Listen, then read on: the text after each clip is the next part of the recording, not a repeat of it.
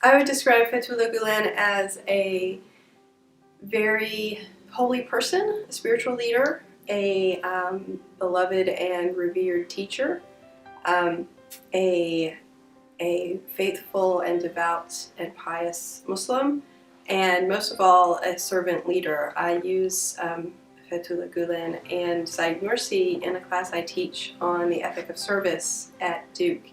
And I love lifting him up as a modern example of a life lived in faithful service that is deeply rooted in the principles of the Islamic tradition. Gülen is a good example of how a life of service isn't always glorified.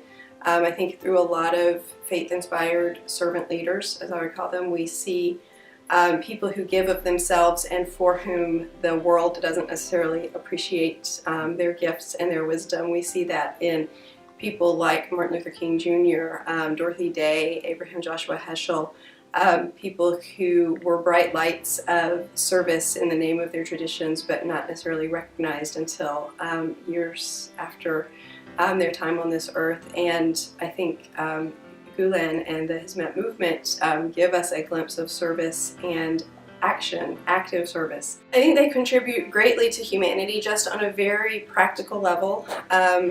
Refugee aid, relief for those in need, education. Education is one of the building blocks of life that helps people change their situation in their lives, and I think we see that through the schools in the system.